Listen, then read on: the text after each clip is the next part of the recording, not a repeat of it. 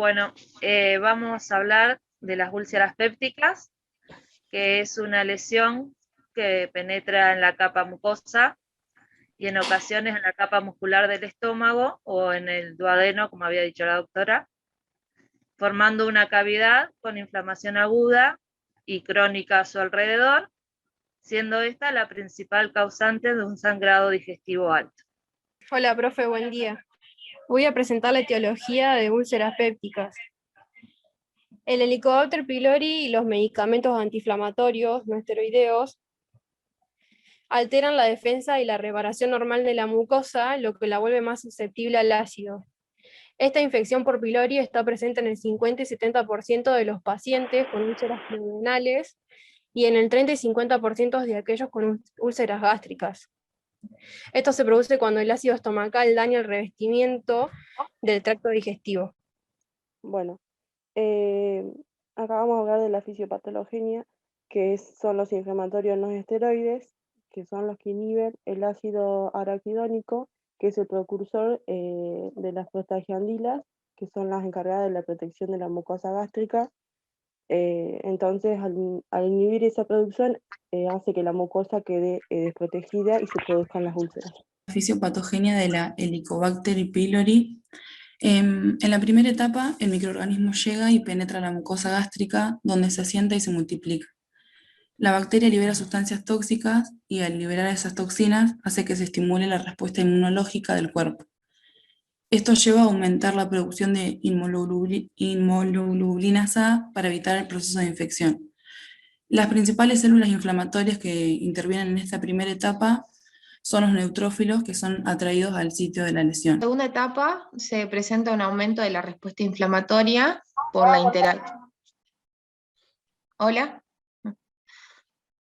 la interacción de estas distintas células que son los linfocitos, neutrófilos, macrófagos y monocitos, que al ser atraídos al sitio de la lesión liberan una gran cantidad de mediadores químicos como son las citoquinas, eicosanoides, radicales libres y el sistema de complemento, que lo que hacen es continuar con la inflamación. Úlceras. El Helicobacter pylori puede dañar la mucosa protectora del estómago y del intestino delgado. A causa de esto, el ácido estomacal puede producir una llaga abierta. Alrededor del 10% de las personas con Helicobacter pylori puede desarrollar una úlcera. También puede causar inflamación de la mucosa del estómago. La infección por esta bacteria puede irritar el estómago, lo que provoca una gastritis. La respuesta inflamatoria que se observa es caracterizada por la infiltración de leucocitos hilomorfonucleares en la superficie del epitelio, y también puede causar cáncer del estómago. En un porcentaje muy bajo, la gastritis evoluciona con los años a una gastritis atrófica y en forma poco frecuente a un linfoma tipo MAL o a un adenocarcinoma gástrico. El síntoma más común de la úlcera péptica es el dolor sordo o el ardor estomacal. Es en cualquier parte entre el ombligo y el esternón. Con más regularidad se presenta cuando el estómago está vacío y si la persona toma antiácidos como el omeprazol, el dolor se alivia. Dura de minutos a horas. Otros de los síntomas son los eructos, falta de apetito, vómitos, distensión abdominal y sensación de malestar estomacal. ¿Dónde se suelen ubicar las úlceras, ¿no es cierto?, a nivel del estómago, pero también se pueden ubicar en el duodeno, como decía la compañera, y esto depende de que la secreción gástrica se vuelca al duodeno y es ácida. Entonces, el ácido es el ácido clorhídrico, que si ustedes recuerdan la química es cloro e hidrógeno. Acá los que van a lesionar la mucosa es sobre todo el hidrógeno, que es el que baja el pH. Hay una bomba en la mucosa gástrica, que es la bomba que transporta cloro, hidrógeno y potasio, que está continuamente secretando hidrógeno hacia el estómago y que es la que da el ácido clorhídrico y por ende la acidez. Por otra parte, el estómago presenta como mecanismo de defensa el mucus, la secreción de moco, y también presenta, por supuesto, el epitelio, que está es un epitelio cilíndrico con células muy unidas entre sí, y la secreción de inmunoglobulina A. Es inmunoglobulina, la proteína. Es una globulina que se llama inmunoglobulina porque es una proteína de defensa, secretada por las células plasmáticas de la submucosa del estómago. Todo el tubo digestivo tiene células inmunológicas, tiene macrófagos, tiene linfocitos en la parte del tejido conectivo, en la submucosa, que es lo que ustedes dijeron MALT, que es tejido linfático asociado a mucosa, que está presente en todo el tubo digestivo. Y es el que va a atacar a las bacterias que ingresan por vía oral, como por ejemplo el Helicobacter pylori. Si vas un poquitito para atrás, le pido que cierren el micrófono. Estos serían los síntomas, vamos para atrás. Este es un cáncer.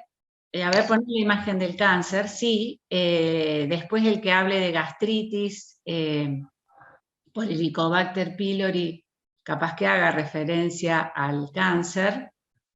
Ponen la imagen del cáncer, eso es una endoscopía. Y fíjense que acá tienen una úlcera, pero tiene un borde sobreelevado. La úlcera cancerosa suele tener un borde sobreelevado. Úlcera es una falta de tejido en un epitelio donde falta el tejido epitelial. Fíjense que tiene un borde sobreelevado. Vamos para atrás. El Helicobacter pylori es una bacteria. Es importante decir que afortunadamente ha ido disminuyendo la frecuencia de Helicobacter pylori en la medida que han mejorado las condiciones de los servicios de las viviendas, porque generalmente ingresa por vía oral con agua contaminada. Entonces, la adecuada eliminación discreta, el agua segura, las comidas, también la alimentación en adecuado estado, protege a las personas de la infección por el Helicobacter pylori que se adquiere por vía oral y que se relaciona con malas condiciones de los servicios de la vivienda. Es una cuestión de falta de higiene del agua, de la eliminación de excretas. Entonces es importante tener en cuenta que tiene que ver esta infección con las características higiénico-dietéticas o los hábitos higiénico-dietéticos de las personas. Y tengan en cuenta que la Helicobacter pylori es una bacteria. Si vamos para atrás, es una causa de úlcera, por supuesto. Esta sería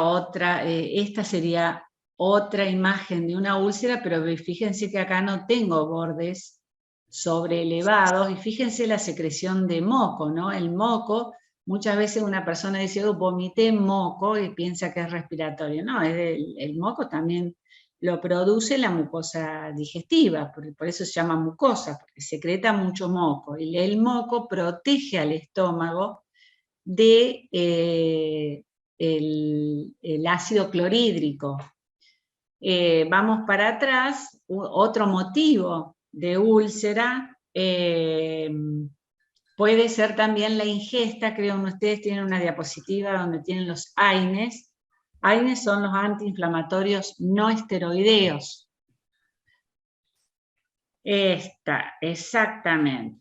El famoso ibuprofeno, diclofenac, todos esos antiinflamatorios. ¿Qué hacen estos antiinflamatorios? Son antiprostaglandinas. Y recuerden que las prostaglandinas son las responsables del aumento de secreción de moco del estómago. Entonces, cuando yo tomo estos antiinflamatorios, o me los inyectan incluso, como es antiprostaglandínico, disminuyen las prostaglandinas y con eso disminuye el mecanismo protector de la mucosa digestiva.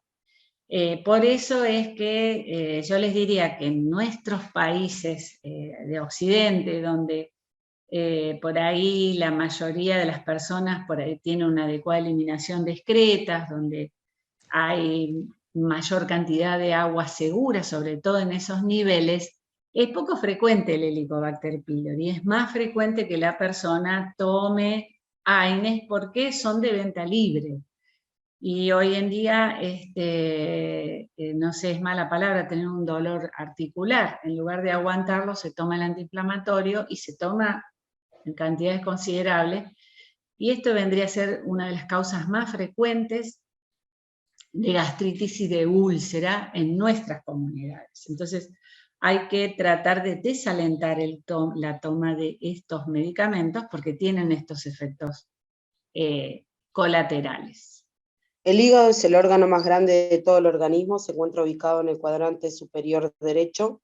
La unidad fundamental del hígado es la estructura hexagonal, que recibe el nombre de lobulillo hepático. Los componentes que forman parte del lobulillo son la vena central, que sirve para drenar o eliminar la sangre que viajará y pasará por el hígado y llevarla directamente al corazón a partir de la vena cava inferior. Los sinusoides son los espacios o estructuras que se encuentran entre los hepatocitos y entre las células endoteliales del hígado.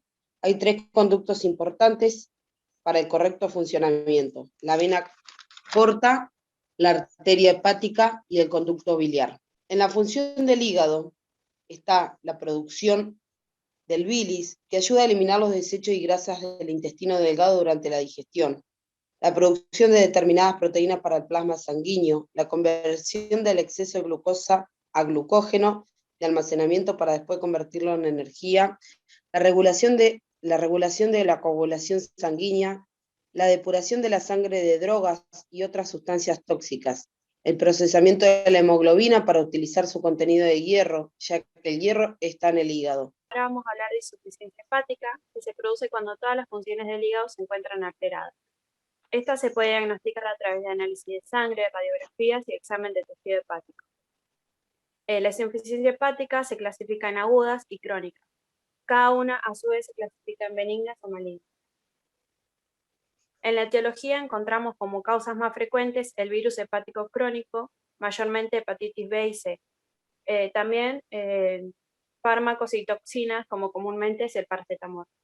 Y las causas menos frecuentes son los trastornos vasculares, como por ejemplo la trombosis de la vena hepática, y los trastornos metabólicos, como son el hígado graso agudo. La insuficiencia hepática aguda es la pérdida rápida de la función hepática, es decir, en pocos días o semanas. Generalmente ocurre en personas que no tienen enfermedades hepáticas preexistentes. Hablando de la fisiopatología, al tener insuficiencia hepática aguda, esto puede generar que otros órganos o sistemas de órganos se vean afectados. Uno de los órganos afectados es el hígado, que se identifica una necrosis hepatocelular, que se manifiesta por el aumento de niveles de aminotransferasas, que es la enzima del hígado que ayuda a que los alimentos pasen a ser energía. En el sistema cardiovascular se nota una disminución de la resistencia vascular periférica y la presión arterial. Esto puede causar una frecuencia cardíaca alta y aumento del gasto cardíaco. En el sistema inmunológico se observa infecciones respiratorias, urinarias, y las sepsis son bacterianas, virales o micóticos. Se dan por defectos en el sistema inmunológico, en la opsonización, y el complemento de glóbulos blancos y células killer. A nivel cerebral se pueden generar edemas, que es común en pacientes con encefalopatías severas. Esto se da por el aumento de amoníaco por sustancias nitrogenadas en el intestino. Y a nivel pulmonar se pueden originar edemas pulmonares no cardígenos. Insuficiencia hepática crónica. La insuficiencia hepática crónica, al revés, a comparación con la aguda, se da más gradualmente, es decir, que se puede dar en meses o años. Generalmente es un conjunto de patologías que se dan y se da a personas con enfermedades preexistentes. Por ejemplo, la cirrosis. Empezamos con un hígado graso, que es la acumulación de triglicéridos, que esto va a provocar que el hígado se agrande. Después, al avanzar esta patología, sigue la fibrosis del hígado. Se origina después el agrandamiento del hígado y esto provoca la reducción del flujo sanguíneo en el hígado y empiezan a formarse cicatrices. Ya a partir, si sigue avanzando, se genera una cirrosis. La cirrosis las cicatrices que se formaban durante la fibrosis se empiezan a endurecer y esto provoca que el hígado pierda su función, o sea que no funcione correctamente. Y ya si la cirrosis sigue avanzando, o sea, no se trata, se puede originar un cáncer. Las dos primeras etapas, que sería el hígado graso y la fibrosis, se denomina cirrosis hepática compensada. Significa que no presenta síntomas, es asintomático. Después, a partir de la cirrosis y el cáncer, se denomina descompensado porque es una fase donde se empiezan a percibir los síntomas. Vamos a hablar de cirrosis. Es una alteración que se genera como consecuencia de múltiples agresiones que inducen a procesos inflamatorios en el hígado. Ocurre un daño irreversible, aunque es posible evitar más daño. Morfológicamente es una alteración difusa en la arquitectura del hígado por fibrosis y nódulos de regeneración. Sus cambios histológicos condicionan a una distorsión vascular intrahepática y una reducción de la masa funcional hepática, que conduce al desarrollo de hipertensión portal e insuficiencia hepática, que se manifiestan en complicaciones mayores como ascitis, hemorragia del tubo digestivo alto, ictericia y encefalopatía hepática. En etiología podemos encontrar el abuso de alcohol, fármacos y otras toxinas, esto tiene un mayor riesgo de progresión de fibrosis hepática y aparición de carcinoma hepatocelular relacionado con el virus de la hepatitis B en pacientes con cirrosis. También está la esteanosis, que es cuando hay un hígado graso por abuso excesivo de alcohol. En otra parte está el hemocromatosis, que es una enfermedad por exceso de hierro acumulado en el cuerpo. Se almacenan los tejidos, como el hígado. Esto provoca un daño y fallo en los órganos. También está la enfermedad de Wilson, es una acumulación de cobre en los órganos que no se puede eliminar por completo. También está la fibrosis quística, que daña a los pulmones y al sistema digestivo, provoca que los fluidos como el jugo gástrico se espesen y se tornen espesos y pegajosos. Después está la hepatitis viral crónica, que es producida por diversos agentes patógenos, caracterizados por procesos inflamatorios del hígado y también una necrosis celular del tejido hepático. Las causas más comunes es la infección por el virus de la hepatitis B o C. Hablar de las manifestaciones clínicas. Generalmente el 40% aproximadamente de que padecen esta enfermedad son asintomáticos, sino que los síntomas empiezan a aparecer ya avanzada esta enfermedad. En un principio los pacientes pueden experimentar fatiga, debilidad, pérdida de peso. Durante las etapas posteriores pueden desarrollar hemorragia gastrointestinal, hinchazón abdominal, también edemas en sus piernas, pies o tobillos, confusión, y pueden también desarrollar ictericia, que es la coloración amarillenta de la piel y mucosa debido a un aumento de la bilirrubina. Con respecto a la fisiopatología, la cirrosis se define por las alteraciones estructurales que aparecen en el hígado, ¿no? Estas son, las fundamentales son tres, que son la necrosis hepatocelular, que es cuando se refiere a la muerte de la célula de un modo continuo, y a su vez esas células muertas se sustituyen por otras nuevas, ¿no? Estamos en un proceso de regeneración. También tenemos la fibrosis, que es la consecuencia del proceso de cicatrización que produce lesiones inflamatorias en el hígado, y con los años pasa a ser un órgano con gran tejido cicatrizal que altera su estructura. Y por último tenemos los nódulos de regeneración, que se refiere a que son las células hepáticas de cicatriz. Se encierra y endurece los sinusoides, aumentando la resistencia para que la sangre que entra al hígado por la vena porta circule por el órgano. A su vez, se produce un aumento de presión en el sistema portal, provocando una hipertensión portal. La hipertensión portal es un aumento de la presión en el sistema venoso portal, donde se provoca por la obstrucción del flujo sanguíneo. Es decir, es un incremento de la presión hidrostática de dicho sistema. La etiología de la hipertensión portal implica un aumento de resistencia venosa a nivel de los sinusoides, donde puede aparecer en diversas circunstancias y se clasifican en prehepáticas, intrahepáticas y poshepáticas. Las principales causas prehepáticas son la trombosis obstructiva de la vena porta y anomalías estructurales como la estenosis de la vena porta antes de su ramificación. En las poshepáticas las principales causas son la insuficiencia cardíaca derecha grave, la pericarditis constrictiva y la obstrucción al flujo de salida por la vena hepática. Y bueno, la principal causa intrahepática es la cirrosis, que es la responsable de la mayoría de los casos de hipertensión portal, aunque también existen causas mucho menos frecuentes. La citis hepática, presión alta en los vasos sanguíneos del hígado y niveles bajos de una proteína llamada albúmina. La infección crónica con hepatitis C o B son algunas de las enfermedades que pueden causar daño hepático grave y que se presente una citis.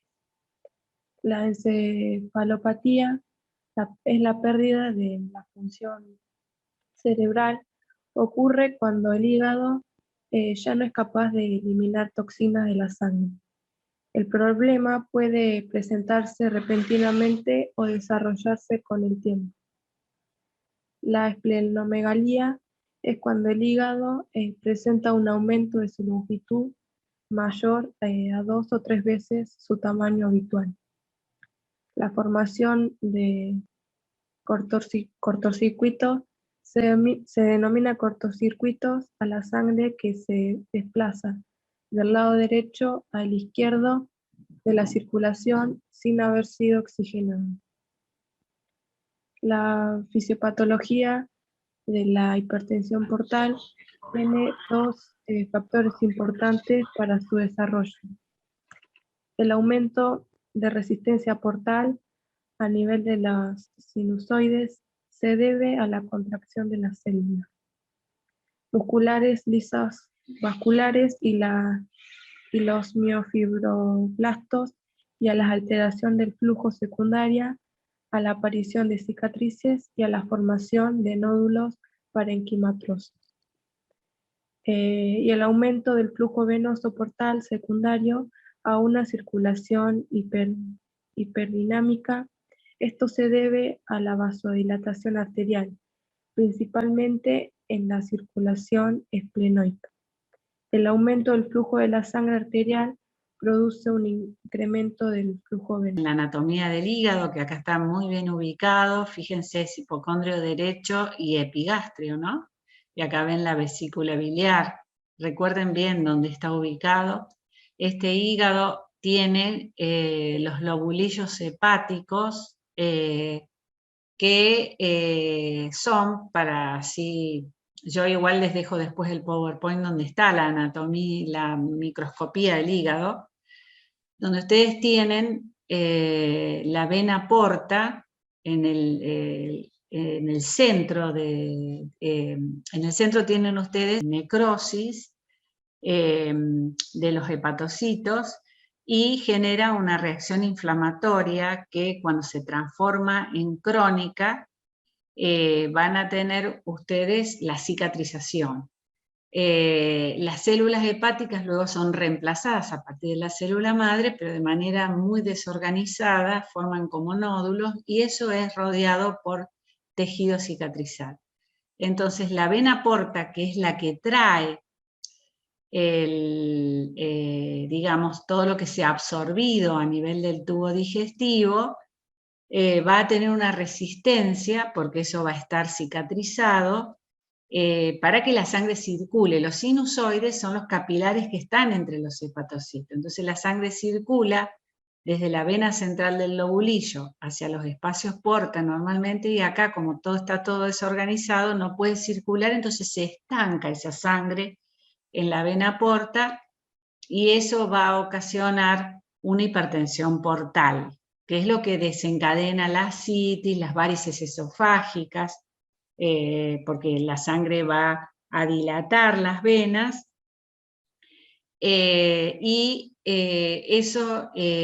va a generar muchas veces la rotura de varices esofágicas que produce hemorragia digestiva alta, hematemesis en la persona y puede generar la muerte. Es una verdadera urgencia donde hay que resolverlo por endoscopía para tapar ese sangrado, ¿no? Sigamos un poquito las causas de... vemos todas las funciones que tiene el hígado. Recuerden, aclaro que las proteínas que secreta el hígado, la albúmina, es una proteína de elevado peso molecular que es la que sostiene el líquido en los vasos sanguíneos, y cuando baja a nivel sanguíneo el líquido se escapa afuera, entonces ahí vamos a tener la presencia de edemas. Las lipoproteínas también son secretadas por el hígado, son las que transportan los lípidos. Dentro de ellos, el colesterol, por ejemplo. También el hígado sintetiza colesterol, produce triglicéridos e interviene en el metabolismo de los hidratos de carbono con todas estas funciones. Produce la bilis a partir del grupo hemo, de la hemoglobina y de las proteínas que tienen grupo hemo. Pero la bilis es importante porque interviene en la emulsión de las grasas para la absorción. La bilis se concentra en la vesícula biliar y también tiene sales biliares que aumentan en las personas que tienen colestasis. Estas sales biliares por ahí producen prurito y a su vez la bilirrubina va a dar el color amarillo que tienen las personas. También sintetizan factores de coagulación, el hígado, fibrógeno, protrombina. Profe, Sí. la producción del bilis también ayuda, como dije, a eliminar los desechos del intestino y las grasas del intestino delgado durante la digestión.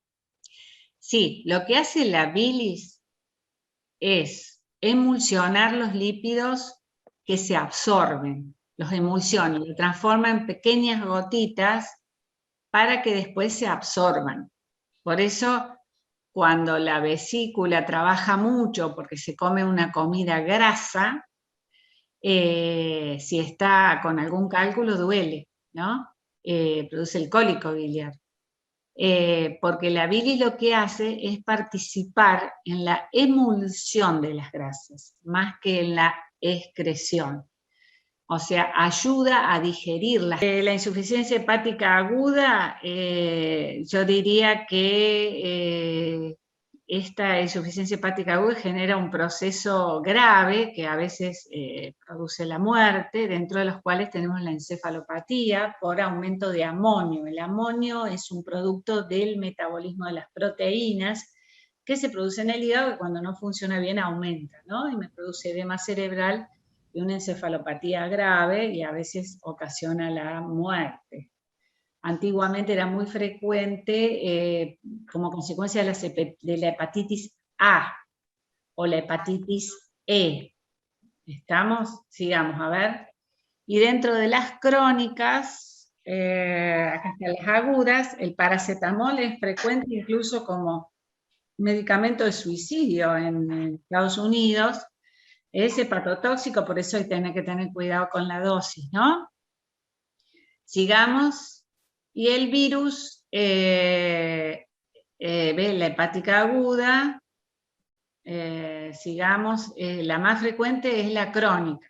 La encefalopatía puede desencadenar convulsiones, sí, podríamos decir convulsiones, genera depresión del sensorio, excitabilidad, movimientos anormales, por el aumento del amonio, sobre todo. La crónica es la forma más frecuente de presentación, acompaña a la cirrosis. Acuérdense que el cambio reversible de la célula hepática es el hígado graso, porque el hígado interviene en el metabolismo de las grasas. O sea, el depósito de triglicéridos produce el hígado graso, que es reversible.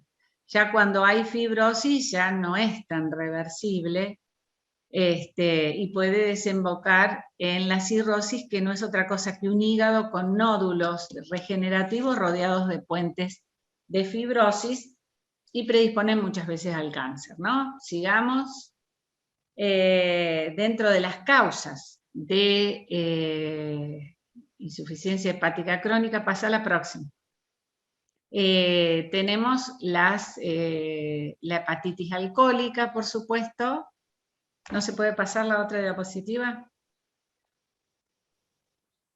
Bueno, esta sería la cirrosis, seguimos la próxima. Bueno, las infecciones virales, sobre todo es la hepatitis B, C, y también podríamos decir la D, perdón. La D es muy parecida a la B, incluso coexiste con la B. Son las causas más frecuentes de hepatitis crónica y de cirrosis.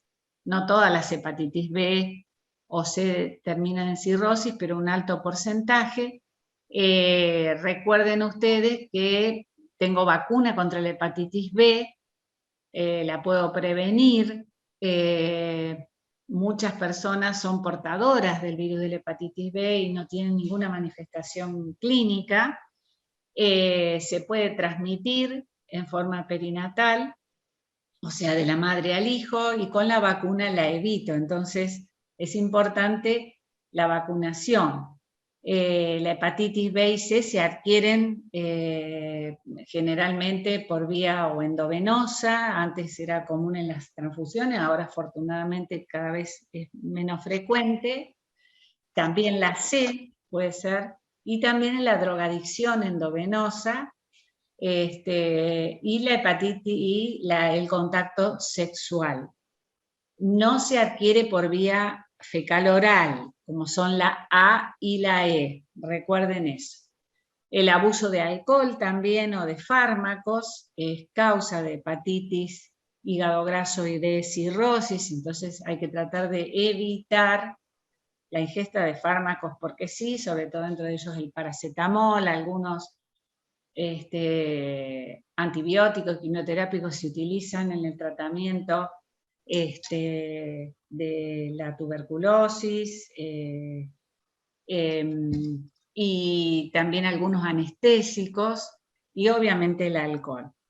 La hemocromatosis es poco frecuente, pero se da por el almacenamiento del hierro. Antes se daba mucho porque se usaban unas ollas que tenían hierro y las personas se intoxicaban al cocinar en esas ollas. La enfermedad de Wilson es un trastorno hereditario en el que produce almacenamiento de cobre, y la fibrosis quística hay que tener en cuenta que se pesquisa en los recién nacidos, que es una enfermedad por alteración en el transporte del cloro, que lleva a una alteración de las secreciones, de todas las secreciones exócrinas, que se caracterizan, como decía la compañera, por ser espesas, y de esta manera van a producir un proceso de obstrucción y de fibrosis. También producen problemas respiratorios y pancreáticos. Sigamos, creo que más o menos... Primero vamos a ver la definición, que los cálculos biliares son depósitos endurecidos dentro del líquido de la vesícula biliar, que es un pequeño órgano debajo del hígado. Son pedazos de material duro como piedras que pueden estar compuestos de colesterol o de bilirrubina y se forman dentro de la vesícula biliar. Pueden variar tanto en tamaño como en número y pueden causar síntomas o no. Las personas que presentan síntomas generalmente necesitan de cirugía para la extracción de la vesícula biliar. Los cálculos biliares que no provocan síntomas generalmente no necesitan tratamiento o es un órgano que se encarga de almacenar la bilis. Como así decir, es un depósito. Es como una pera colgada del árbol con el árbol, digamos. La bilis es un líquido que digerir las grasas, digamos. Parte va al tubo digestivo y otra pasa ahí se me corta, al intestino de forma. Escucha, pasa por el intestino de forma continua. Está quieta, digamos. ¿Y para qué sirve este depósito de bilis? La comida que ingerimos necesitan de la bilis para ser digeridos, entonces cuando llega esta comida, digamos que es frita o es muy grasosa, que necesitan mucho más para la bilis de lo normal, para ser digerida al estómago. Esquemáticamente hablando, lo que hace es retirar de la cadena y hace que la vesícula libere la bilis y pueda hacer la digestión. Existen dos tipos de cálculo: el cálculo de colesterol, que suelen ser amarillentos de gran tamaño, compuestos por sales biliares, colesterol y ácidos grasos. y los cálculos de pigmento que poseen un color más oscuro, compuesto por calcio y bilirrubina. Los cálculos biliares pueden no causar signos o síntomas. En caso de que los cálculos biliares se alojen en un conducto y provoquen un bloqueo, los signos y síntomas pueden ser dolor repentino en la parte derecha superior del abdomen, dolor repentino y que se intensifica rápidamente en la parte superior del abdomen, dolor de espalda, dolor en el hombro derecho, náuseas o vómitos. Tratamiento: los cálculos biliares que no causan signos y síntomas, los cuales son detectados mediante ecografía o tomografía. Por lo general requieren tratamiento.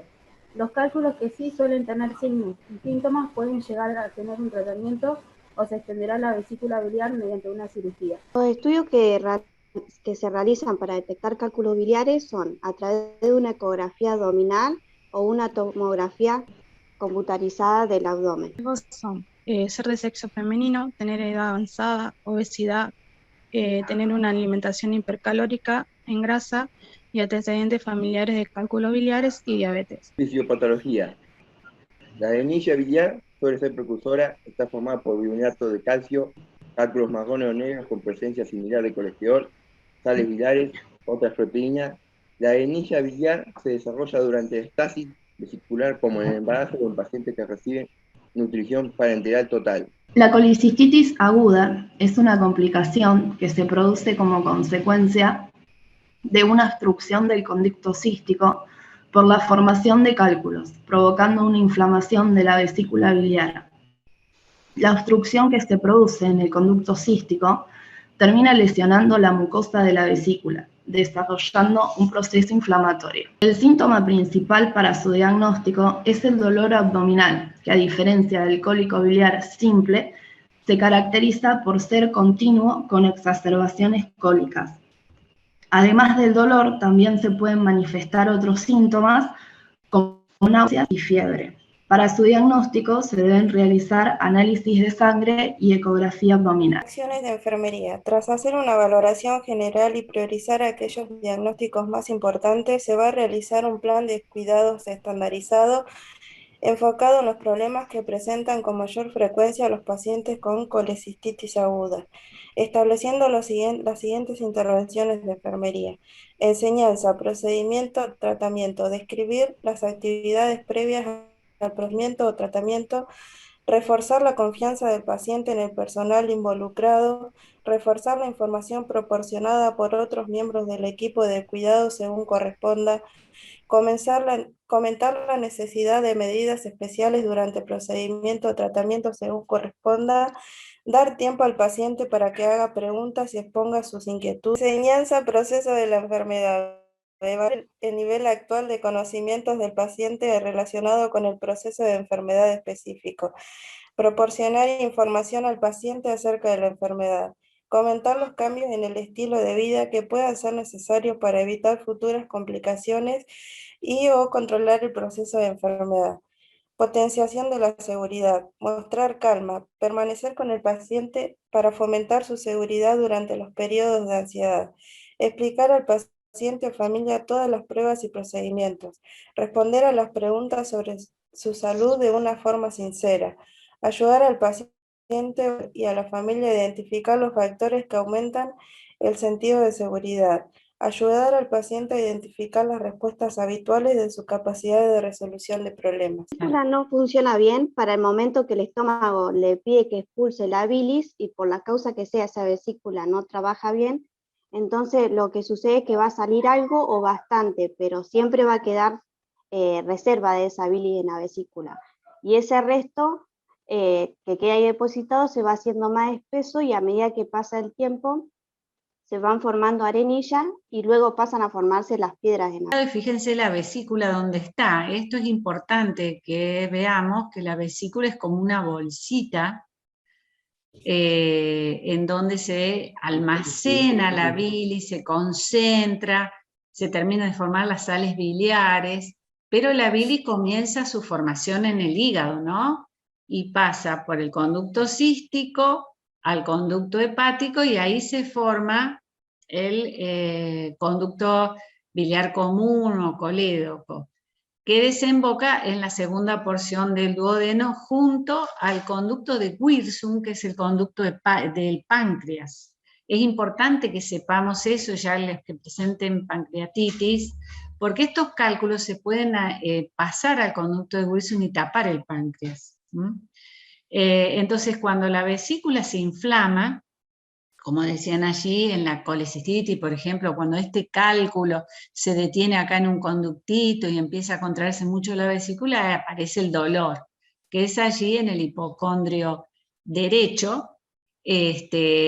Cuando dice uno me duele el hígado, generalmente hay alguna cuestión de vesícula, si es que el hígado está sano. Y el cálculo son piedras. Las pueden ser de colesterol en las personas que tienen mucha formación de colesterol, especialmente los que tienen colesterol alto, o pueden ser de bilirrubina y son los pigmentarios, los negros que veíamos ahí, para las personas, sobre todo en las personas que tienen aumento de producción de bilirrubina en las anemias hemolíticas. Recuerden que la bilirrubina viene de la rotura de los glóbulos rojos. Seguí para atrás, que me interesa aportarles algo en los diagnósticos de enfermería, que por ahí he visto, ustedes tienen toda una, perdónenme que opine, porque no es no los aplicamos nosotros los médicos, pero está muy interesante la codificación que ustedes colocan, pero yo en lugar de colocar textual lo que dice el código, porque ahí había una pregunta si era NIC o si era alguna otra categoría, sería interesante que ustedes en lugar de poner enseñanza, procedimiento, tratamiento, describan qué le van a enseñar al paciente en relación a lo que estamos hablando, porque si no es simplemente transcribir el código. El código dice esto, pero ¿qué le pongo adentro? ¿Me explico lo que estoy diciendo? Acá, por ejemplo, procedimiento, tratamiento, podría ser que ustedes le explican al paciente cuando va a ir a cirugía qué se le va a hacer, ¿no? Que se va a hacer, generalmente las vesículas ahora se operan por la laparoscopía. Generalmente uno lo que hace es decirle al paciente que no coma comidas que hagan mover mucho la vesícula. Por ejemplo, las que tienen muchas grasas y frituras, porque las frituras transforman los aceites en compuestos mucho más difíciles de digerir. Por eso generalmente se da, los cólicos se dan, ustedes saben, o alguno puede haber tenido alguna vez algún cólico biliar, después de una comida muy grasosa y sobre todo si es frita, que es lo que nosotros le llamamos coleréticos, porque aumenta la producción de secreciones biliares y sobre todo la motilidad de la vesícula. Entonces por ahí eso es lo que, y si hay obesidad también influye, siempre la obesidad tiene un gran componente inflamatorio, incluso si es una obesidad visceral. Entonces hay que recomendar las recomendaciones generales de la obesidad, como ahí está la comida basura, porque se le... ¿La caminata puede ser, profe? Claro, evitar el sedentarismo, aumentar las caminatas, o sea, darles actividad física que pueda llevar adelante una persona con sobrepeso o con obesidad. No podemos pretender que esta persona se largue a hacer un fitness, pero sí que salga a caminar, que trate de comer sano, digámosle, que no tome jugos, que tome agua, que evite los fritos. Que consuma fruta. Que consuma fruta y verduras. Más frutas y verduras. El reflujo gastroesofágico es una enfermedad digestiva en la que el ácido o la bilis estomacal irrita el revestimiento del esófago. El esófago une al estómago mediante una estructura similar a una válvula llamada esfínter esofágico inferior. Este músculo se relaja cuando tragamos para dejar que la comida pase hacia el estómago.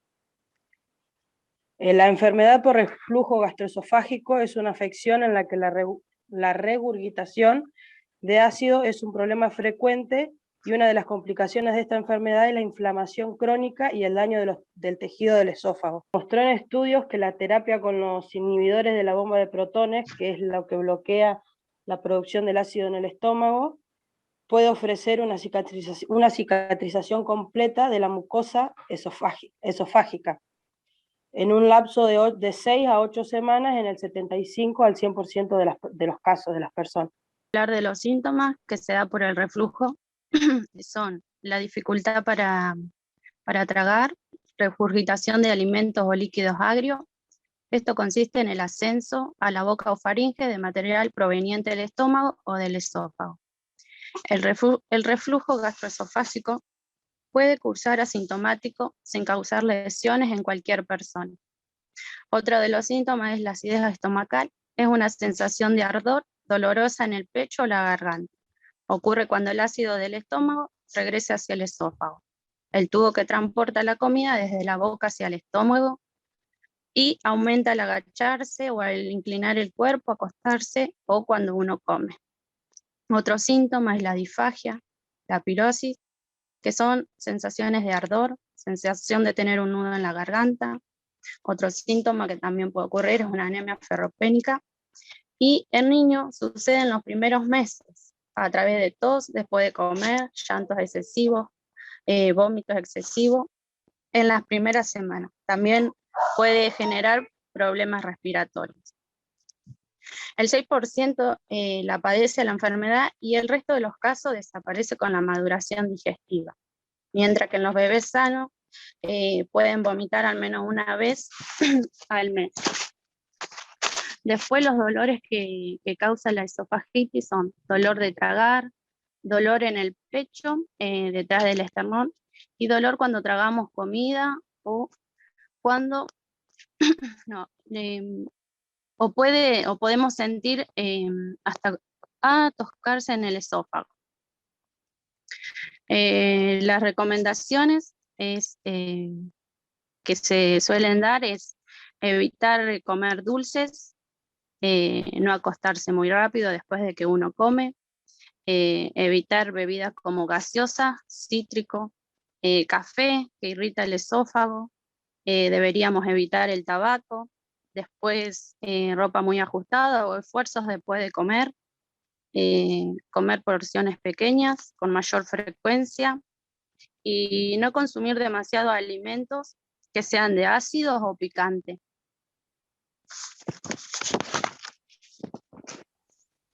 Bueno, yo voy a hablar qué causa el reflujo: la obesidad, el consumo de alcohol, el tabaquismo, el embarazo, las hernias de hiato y la esclerodermia.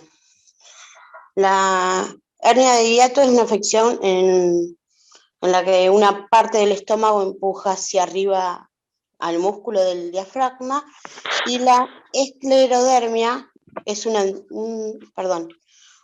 endurecimiento y estiramiento crónico de la piel y los tejidos.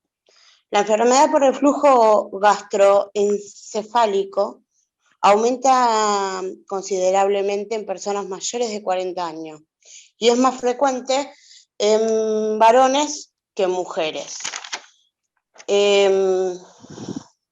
La fisiopatología de la ERG, enfermedad por reflujo gastroesofágico, permite afirmar que su patogenia es multifactorial, aceptándose que la ERG sería el resultado del desequilibrio entre factores defensivos y agresivos al nivel de la mucosa exofágica. Es una enfermedad crónica que ocurre cuando el ácido estomacal o la bilis ascienden por el esófago, lo que irrita su revestimiento.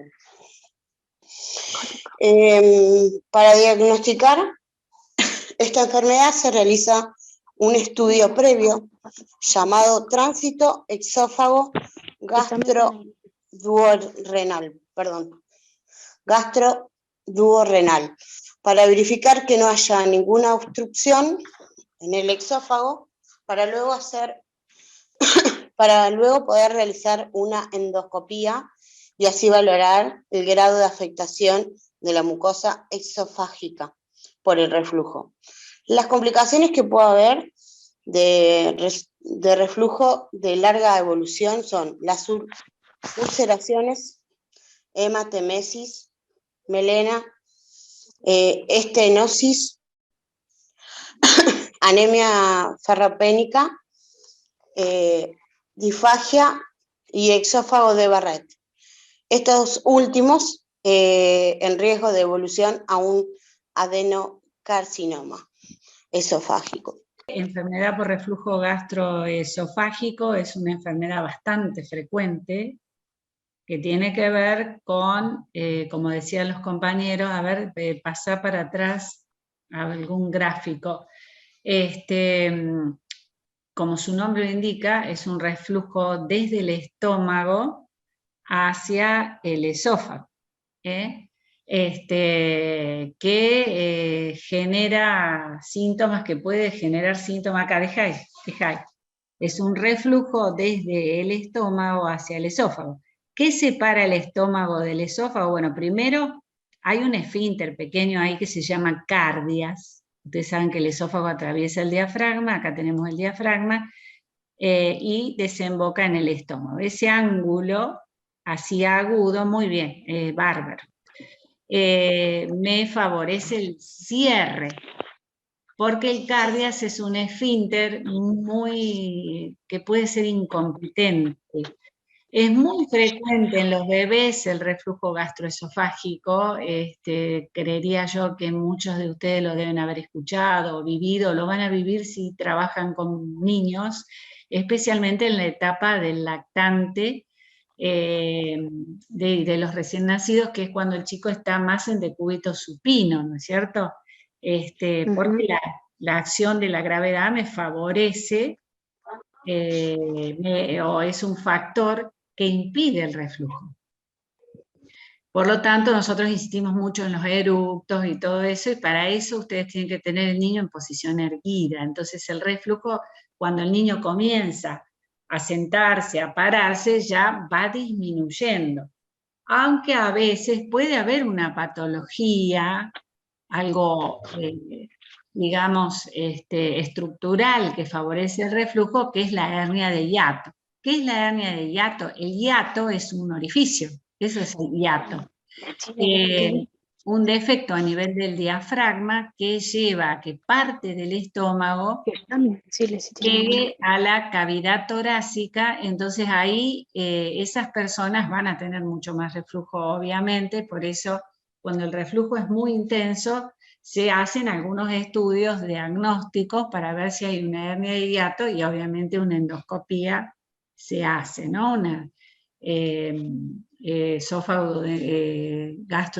una endoscopía gastroesofágica o esofagogástrica. Pero a veces no hay hernia de hiato, sino que simplemente una alteración en este ángulo o una incompetencia a nivel del esfínter. Hay ciertos factores, en el niño les digo es muy frecuente, entonces voy a tener esa regurgitación que me puede producir vómitos, regurgitaciones, un reflejo de tos porque se estimulan ciertos receptores, incluso a veces puede haber broncoaspiraciones cuando es muy intenso, y que se corrigen con la posición antirreflujo, que es levantar la cabecera, o sea que la cabecera de la cunita o del Moisés, más o menos en 30, 40 grados, para que esté más elevada, obviamente, la cabeza que el resto del abdomen. También... Sí. Cuando el bebé está en lactancia también sucede. Claro, les estoy hablando del lactante, o sea, en los primeros 6 meses de vida. De ese niño les estoy hablando.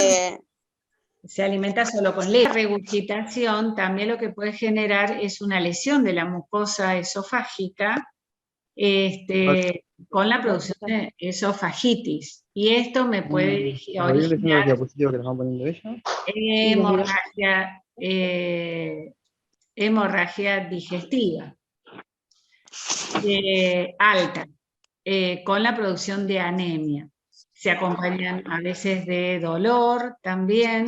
El dolor, por supuesto, va a ser retroesternal porque el esófago está allí. Otros factores que me producen el reflujo muy frecuentes en el adulto es la obesidad. La obesidad también me produce, por aumento de la presión intraabdominal y por también alteraciones a nivel de este ángulo, me va a producir reflujo gastroesofágico. El alcohol, el café, que me producen incompetencias a nivel de este esfínter también. Y las manifestaciones es dolor, si lo vamos a hablar técnicamente, pirosis, que es esa sensación de ardor retroesternal, o alguien puede decir que le quema, incluso que le vuelve a la garganta el ácido, eso se llama pirosis,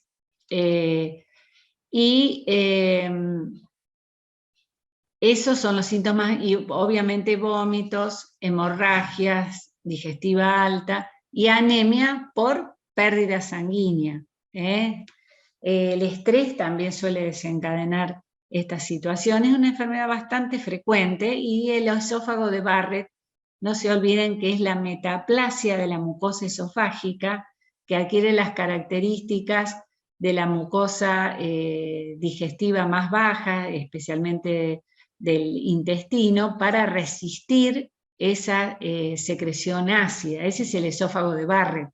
Y eso es a veces una lesión precancerosa de esófago.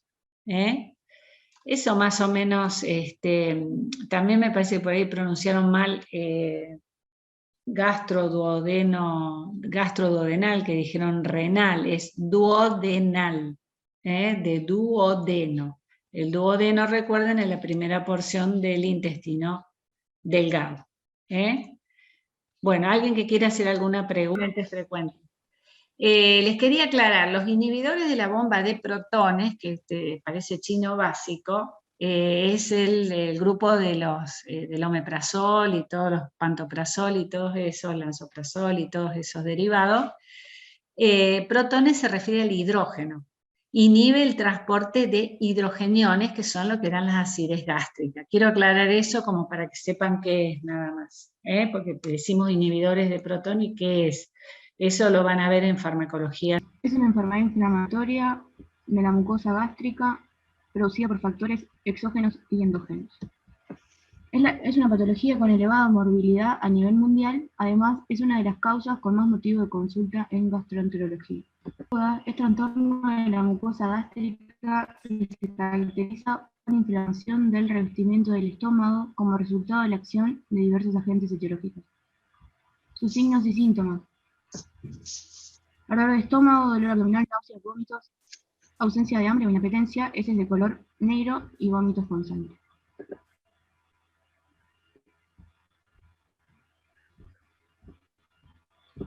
La gastritis crónica consiste en una inflamación de la mucosa del estómago que afecta inicialmente a áreas superficiales y glandulares de la mucosa, progresando a la atrofia y metaplasia, que indica la conversión de glándulas del estómago en otras parecidas a las del intestino delgado.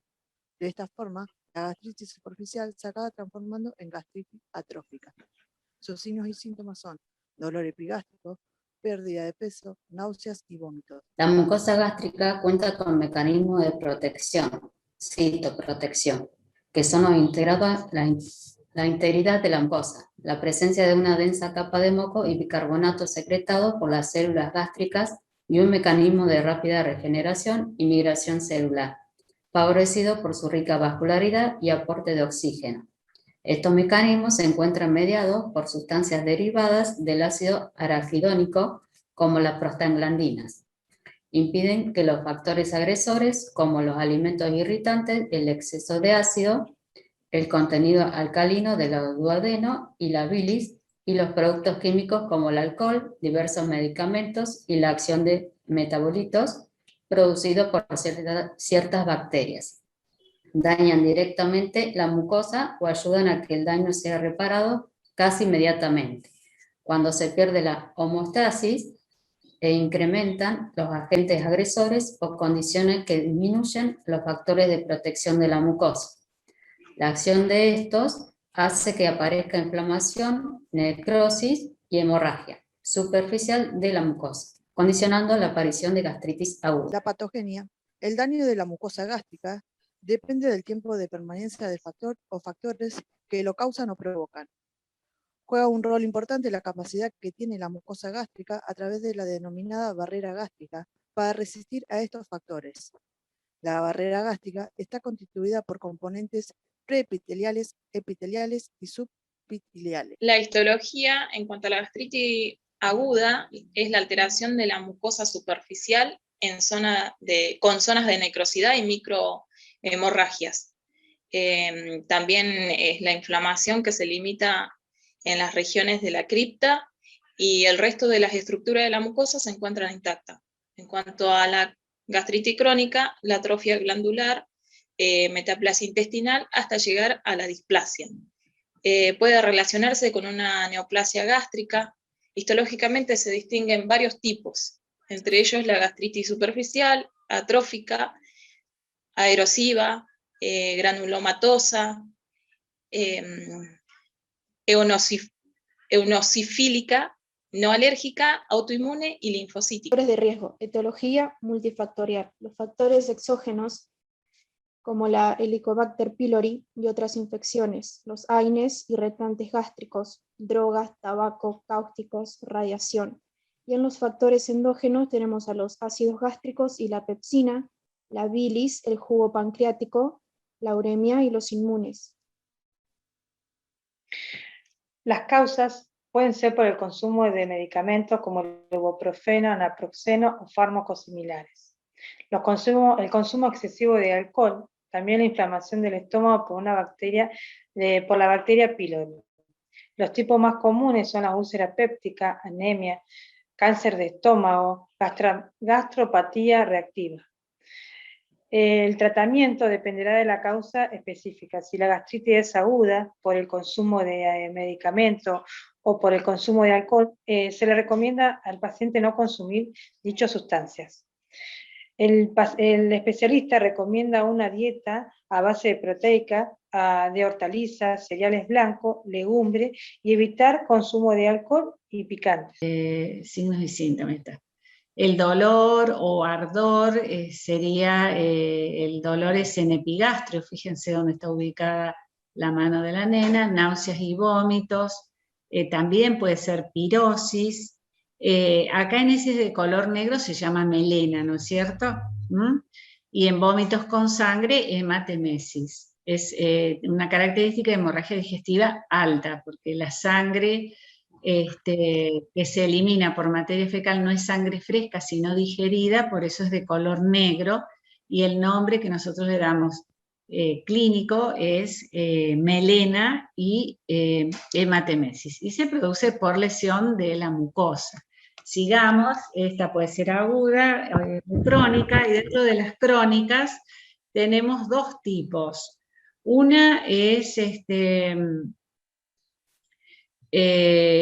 la gastritis atrófica que ustedes están acá mencionando, que es una enfermedad inmunológica muchas veces, que se asocia también a falta de ácido clorhídrico y falta de un factor que favorece la absorción de vitamina B12. Por eso estas personas suelen tener anemia por falta de vitamina B12. Esa es la gastritis de origen inmunitario, por anticuerpos, antifactor intrínseco o contra las células parietales que produce su lesión. Después tenemos la gastritis que se asocia al Helicobacter, que ya lo vimos también cuando vimos de úlcera, que es esta gastritis se suele asociar a úlcera y el Helicobacter es una bacteria. Y después tenemos obviamente la asociada a los AINES, que ya lo mencionaban, en donde la acción del AINES sobre todo es que son antiprostaglandínicos y las prostaglandinas secretan el moco, y algo que yo me olvidé de decir cuando hablamos de úlcera, también el bicarbonato, el bicarbonato. ¿Por qué? Porque el bicarbonato, si ustedes recuerdan la fórmula, tiene un solo átomo de hidrógeno y fija otro átomo, o sea que atrapa hidrógenos y con eso disminuye la acidez. Por eso antiguamente en las gastritis, en las úlceras, se usaba mucho el bicarbonato. ¿Por qué calma los síntomas? Porque va a captar el hidrogenión y disminuye de esta manera, neutraliza la acidez gástrica. Esta obstrucción intestinal es una obstrucción que detiene por completo o afecta gravemente el paso de los alimentos, los líquidos, las secreciones digestivas y los gases a través de los intestinos. En los adultos, las causas más frecuentes son las bandas de tejido cicatricial, derivado de cirugías abdominales previas, adherencias, parte del intestino que protruyen por una abertura anómala, hernia y tumores. La obstrucción del primer segmento del intestino delgado, duodeno, puede ser causada por un cáncer de páncreas. El cáncer de páncreas comienza en los tejidos del páncreas, un órgano en el abdomen que se encuentra detrás de la pared inferior del estómago. La cicatrización de la patología derivada de una úlcera o la enfermedad del Crohn, la adherencia y los vólvulos son causas de menor frecuencia de obstrucción del intestino grueso. Comunes son las adherencias, la hernia, la invaginación y los vólvulos. Síntomas: náuseas y vómitos, eructos y dificultad para comer, dolor abdominal, cólico intermitente en forma de rayadas, distensión o hinchazón abdominal, ausencia de expulsión de heces y gases por el ano. Una hernia es un saco formado por el revestimiento de la cavidad abdominal que pasa a través de un agujero o un área débil de la pared abdominal que rodea el músculo fascia. Pueden ser internas o externas, y los más comunes son la hernia femoral, inguinal, la umbilical, la incisión, la epigástrica y la hiatal. Las hernias internas son una causa de la obstrucción intestinal que se produce por la salida de una asa intestinal por la apertura normal o anormal del peritoneo. Y una hernia encarcelada se puede estrangular y esta puede interrumpir el flujo sanguíneo del tejido que está apretado. Y los síntomas más frecuentes son las náuseas y vómitos. También puede ser mortal. Las adherencias abdominales son bandas de tejido cicatricial que se forman dentro del abdomen. Las bandas se forman entre dos o más órganos y también se pueden formar entre los órganos y la pared abdominal. Normalmente cuando una persona se mueve en su vida cotidiana, las superficies de los órganos y la pared abdominal no se pegan entre sí. Sin embargo, al haber adherencias abdominales, estas superficies se pueden adherir y pegar entre sí. Estas se pueden voltear, torcer o comprimir los intestinos, causando obstrucciones intestinales. Son muy comunes y muchas veces aparecen después de una cirugía abdominal, y las afecciones que presentan inflamación o infección en el abdomen también pueden causar adherencia. Los síntomas también son dolor abdominal, distensión abdominal, estreñimiento, retención de gases, náuseas y vómitos. Y los tratamientos son técnicas de intervención quirúrgica. Las más usadas son la parotomía y la aspiración. Es una afección grave en la parte del intestino. Se desliza hacia una parte adyacente de este, bloqueando el paso de los alimentos líquidos o líquidos. También se puede cortar el suministro sanguíneo por la porción del intestino afectado, lo que puede ocasionar una ruptura en el intestino, una perforación, infección o muerte del tejido intestinal. En la imaginación, una parte del intestino, generalmente el intestino delgado, se desliza dentro de una parte adyacente. En algunos casos, en adultos, es causada por el crecimiento normal en el intestino, como un pólipo o un tumor, llamado punto de plomo. Las contracciones en forma de ondas normales del intestino forman este punto de plomo y la mucosa que recubre el intestino y los empujan dentro del intestino. Sin embargo, en la mayoría de los casos no se puede identificar la causa de invaginación. Un giro del intestino sobre sí mismo, que dependiendo del grado de torsión conlleva una obstrucción o isquemia intestinal. Las torsiones o los nudos pueden bloquear el intestino y obstruir la irrigación sanguínea. Generalmente se debe a un defecto de nacimiento llamado malrotación que ocurre durante el desarrollo del feto. También puede aparecer en los adultos de edad avanzada con constipación. El vólvulo suele tener un comienzo brusco.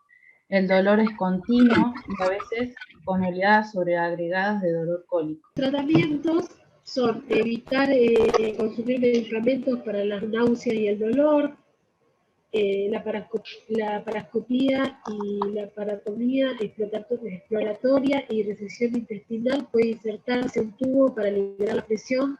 Según la gravedad de la obstrucción, puede ser necesaria la cirugía. En el caso de consumir medicamentos por la náusea y el dolor, evitar los alimentos sólidos que se recomiendan en una dieta, líquidos, claros, en los primeros días. Posteriormente, se puede consumir leche, yogur, puré, cosas, digamos, líquidas. La oclusión intestinal, primero recuerden, déjamelo ahí, a ver. Recuerden, los síntomas son muy parecidos en todas, en sí, como su nombre lo indica, se obstruye el tránsito en el intestino. Normalmente hay tránsito continuo, en este caso se obstruye y el paciente va a tener dolor, distensión abdominal, vómitos. Muchas veces estos vómitos son biliosos, en los casos más graves son fecaloideos. Siempre que uno dice vómitos tiene que aclarar qué tipo de vómito es. Si es un vómito alimenticio, si es hematemesis, o sea, vómito con sangre, o si es vómito bilioso, me está hablando que el proceso está por debajo de la desembocadura del colédoco, ¿no es cierto? Por debajo de la segunda porción del duodeno, o sea que ya hay ahí, me está orientando a de dónde viene el vómito. Si es fecaloideo, en materia fecal ya es algo grave, ¿no? Aparte del vómito, obviamente la ausencia de eliminación de gases y de deposiciones, y lo que ustedes tienen que hacer siempre en esos casos, aparte de sentar al paciente, de evitar que se aspire con el vómito, incluso se le pone una sonda nasogástrica para que descomprimir ese intestino. Lo que ustedes tienen que tratar de preguntarle al paciente si elimina deposiciones o si elimina gases. Generalmente no elimina, y auscultar esa panza para ver si hay ruidos hidroaéreos, o sea, ruidos intestinales. Yo no sé si ustedes han auscultado alguna vez un abdomen, pero los ruidos intestinales son muy característicos. La ausencia de ruidos me está hablando de que esa oclusión intestinal es una falta de movimiento del intestino, que puede ser en pacientes con potasio bajo. Entonces, siempre que hay una oclusión, se ausculta a ver si hay lo que nosotros le llamamos un intestino de lucha, que es un intestino que tiene un aumento de los ruidos, o si yo lo palpo esa crepitación del movimiento intestinal y del líquido, que se llama borborismo. Pero es muy todos común en estos adultos mayores, ¿no, pacientes profe? van a tener... Es muy común en adultos mayores, ¿no? Por la constipación que decían ustedes allí, el adulto mayor es un problema muy serio, la constipación, por la dieta, por la hipomotilidad del intestino, porque no caminan, porque... Usted sabe que acá en donde trabajo yo, en una clínica de Imago, justamente es patológica, sí. Así que los pacientes obviamente que tienen problemas, y son, a veces debemos tener ese tipo de inconvenientes Sí. con los pacientes, que no pueden ir de cuerpo y tienen obstrucción intestinal. Sí, hacen Y fecalomas. ellos no lo manifiestan por su condición, obviamente. Lógicamente, el problema es que no se dan cuenta.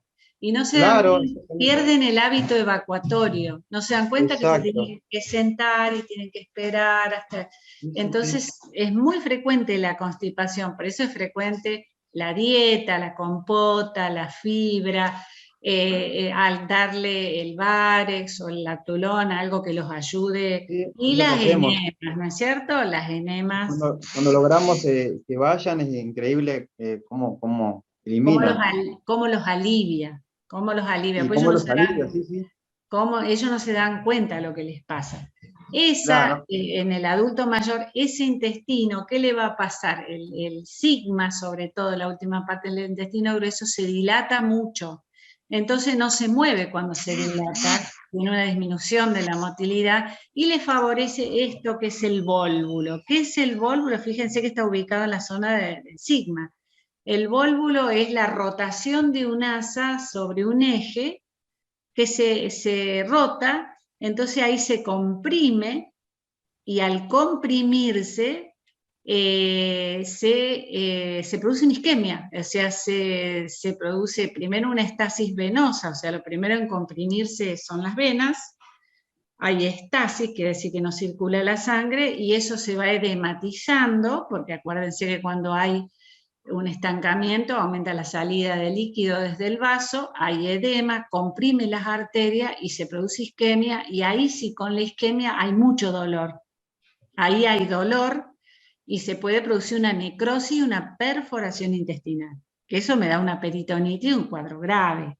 Más o menos eso pasa en el vólvulo. Si atrasás un poquito, vemos en la invaginación también que puede pasar. El vólvulo es la rotación, dijimos. La invaginación es cuando una asa se desplaza sobre otra y queda atrapada. Ahí pasa lo mismo. Estasis, edema, isquemia, que es compresión de la arteria, y podemos tener necrosis. En la invaginación, en el adulto, generalmente hay una cuestión orgánica que a veces no se encuentra, pero frecuentemente son los tumores, o sea, la cabeza de la invaginación, lo que aumenta el tamaño del intestino y lo lleva a meterse en otro, puede ser un linfoma, por ejemplo. En los niños, en los lactantes, una causa frecuente son los ganglios que se inflaman en las infecciones respiratorias, entonces me produce el cuadro de invaginación intestinal, que muchas veces se soluciona con un colon por enema, que es terapéutico. Una vez que se separa, se saca la cabeza de la invaginación, se reconstituye y no se da ese cuadro de estasis, edema y compresión arterial que me produce la perforación. Antes los invaginados en pediatría se operaban todos, ahora con el colon por enema frecuentemente se desinvaginan y evitamos una cirugía. Y después tenemos la hernia, ¿no? Que la hernia es muy frecuente. Toda hernia, si seguís para atrás, toda hernia se produce por un defecto en el músculo. Por ejemplo, en la hernia de hiato, que se figura acá, es el músculo diafragma, que decíamos recién, se va el estómago hacia arriba y se produce el reflujo gastroesofágico. La hernia epigástrica se refiere a los músculos del epigastrio, que son los rectos anteriores, que están separados, y sale generalmente peritoneo, y a veces produce dolor, entonces hay que corregirla quirúrgicamente. Una hernia incisional se refiere a las que llamamos eventraciones también, que es a través de una incisión quirúrgica donde se cortó músculo y no hubo una buena cicatrización o una debilidad, y va a protruir el peritoneo, a veces con un asa, a través de la incisión. La umbilical es una de las hernias más frecuentes, que se resuelven solas, generalmente no se estrangulan, porque la cuestión de la hernia es que el hueco por donde sale el peritoneo y la víscera no sea muy chiquito. Si es grande, como la hernia umbilical es grande, generalmente retrocede sola y no necesita ningún tipo de intervención. Antiguamente nuestras abuelas usaban el ombliguero, o botones, o monedas, para que se fuera el intestino hacia adentro, pero se ha visto que no hace falta, porque molesta al niño. Eso se va solito, aumenta el tamaño al comienzo, pero después se va solo. Las hernias femorales y las inguinales ya son diferentes. y puede suceder eso, que salga mucho el asa, sobre todo en los accesos, cuando el orificio de donde se hernia es chiquito, y que se sale y queda atrapada, se produce estasis, edema, isquemia, y se puede perforar. Cuando aparece isquemia aparece un dolor muy intenso, y cuando se estrangula. Una hernia estrangulada es una hernia que tiene isquemia, es una urgencia quirúrgica, hay que intervenir para evitar la perforación del intestino. Gastroenteritis, mala diarrea, digamos. Bueno, escuchamos. Bueno, nosotros somos el grupo 4, somos 3 integrantes, vamos a hablar de lo que es la malabsorción, la diarrea y la enterocolitis infecciosa. La absorción, también conocida como diarrea crónica, se caracteriza por la absorción defectuosa de grasas, vitamina, liposoluble e hidrosoluble, proteínas, hidratos de carbono, electrolitos, minerales y agua. Las consecuencias son pérdida de peso, anorexia, distensión abdominal, borborismo y desgaste muscular. La malabsorción es consecuencia del trastorno al menos en una de las 4 bases de la absorción final, es en la que las proteínas, hidratos de carbono y grasas se degradan en forma adecuada por la absorción. Digestión terminal implica hidrólisis de hidratos de carbono y péptidos por disacáridas y peptidasas en el borde del cepillo de la mucosa del intestino delgado. Transporte transeptelial, los nutrientes, líquidos y electrolitos se transportan hacia el epitelio y se procesan dentro del mismo en el intestino delgado. Transporte linfático de los lípidos absorbidos. Los síntomas son diarrea, flatulencias, dolor abdominal, pérdida de peso, anemia, mucositis, hemorragias, etiopenia, tetania y neuropatía periférica. La diarrea son heces blandas y líquidas con mayor frecuencia de lo normal, aproximadamente 200 gramos al día. El volumen de heces puede superar los 14 litros al día y si no se reponen los líquidos se puede llegar a la muerte. Se pueden clasificar en disentería, que es diarrea con sangre aguda, dolorosa y de un volumen pequeño. La diarrea secretora, que son heces muy abundantes y acuosas, hasta varios litros por día. Por lo general no producen dolor abdominal y persisten durante el ayuno. Diarrea osmótica se produce por fuerzas osmóticas excesivas ejercidas por los solutos luminales no absorbidos y se reduce con el ayuno. La diarrea con mala absorción aparece luego de fracasos generalizados por la absorción de nutrientes, se asocia a la esteatorrea, que son heces malolientas y aceitosas. Y la diarrea exudativa se produce por una enfermedad inflamatoria y se caracteriza por heces purulentas y sanguinolientas. La enterocolitis infecciosa. Los síntomas de la enterocolitis son diversos e incluyen diarrea, dolor abdominal, urgencia, malestar perional, incontinencia y sangrado. Este problema global mata a más de 2.000 niños en los países en desarrollo cada día y representa más del 10% de las muertes de niños menores de 5 años. Los patógenos más comunes varían según la edad del estado nutricional e inmunológico del huésped y las influencias ambientales. Por ejemplo, las epidemias del cólera se observan a menudo en áreas donde los problemas de saneamiento son causados por medidas inadecuadas de salud pública o derivados de desastres naturales como inundaciones o terremotos. El tratamiento para los pacientes en la primaria etapa incluye cuidados intensivos de apoyo, alimentación por las venas en lugar de la boca, reposo de los intestinos y pruebas de diagnósticos y evaluación continuas para garantizar que la enfermedad que no haya progresado tienen disposiciones escasas y pueden ver sangre y o moco. Tienen dolor abdominal intensivo, fiebre y escalofríos. La resolución completa de la imagen clínica puede tardar dentro de 10 y 14 días. Pero bueno, quisimos poner algunas de las imágenes, la causa de la mala absorción, que bueno, puede ser enfermedad de Meniere, insuficiencia pancreática, lesión de célula intestinal. Eso es más o menos lo que habíamos armado nosotros. Bueno, les cuento, la diarrea, está bien la definición que ustedes dieron, no siempre se acompaña de mala absorción. La mayoría de las veces las diarreas son agudas, son autolimitadas y pueden ser mortales no en todas las edades de la vida. Habitualmente es en los lactantes, cuando son muy chiquititos, porque por el manejo de líquidos intra y extracelular de los niños, entonces a veces les genera un shock hipovolémico y es necesario intervenir rápidamente. Es excepcional, salvo en los lugares de muy malos niveles socioeconómicos, la muerte generalmente se interviene y se resuelve rápidamente porque son autolimitadas, o sea, una vez que se repone la mucosa del intestino, se paró la diarrea. También en el lactante hay que tener en cuenta una diarrea que es con sangre, como dice ahí, una disentería, descartar la Escherichia coli enterohemorrágica que se asocia con el síndrome urémico hemolítico.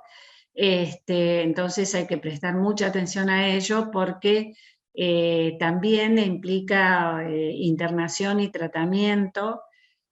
Afortunadamente cada vez se está mejorando el abordaje del urémico hemolítico, ya cuando hablemos de riñón por ahí vamos a tocar el tema, pero siempre una diarrea con sangre en un niño muy chiquito hay que tener en cuenta ese diagnóstico. Ese es un signo de alarma, la sangre en la diarrea de un lactante.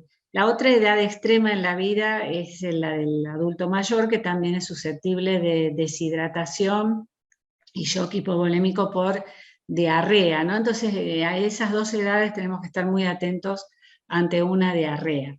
La que sí se asocia a mala absorción, y yo les diría que es la más frecuente causa de mala absorción, más que esas causas raras que ustedes pusieron, es la celiaquía, que también se da en el lactante, sobre todo porque la enfermedad celíaca que se diagnostica en el adulto se acompaña más de anemia, que es una enfermedad, ya saben ustedes, inmunológica, ¿no?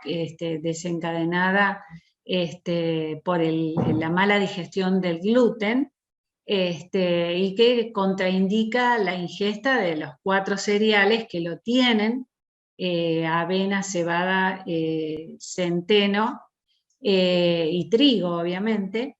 Entonces generalmente se hace la dieta correspondiente con harina de maíz, y toda la dieta especial para evitar los síntomas de la celiaquía y la mala absorción. ¿Por qué se produce la mala absorción? Porque se barre la mucosa intestinal, que ustedes saben que es del intestino delgado, que es el principal lugar de absorción de los nutrientes, gracias a las características de la mucosa que en su superficie tienen microvellosidades que favorecen la absorción, y todas las enzimas que forman lo que se llama, que ustedes ahí mencionan, ribete en cepillo, dentro de las cuales están todas las que terminan en asa, las disacaridasas, por ejemplo,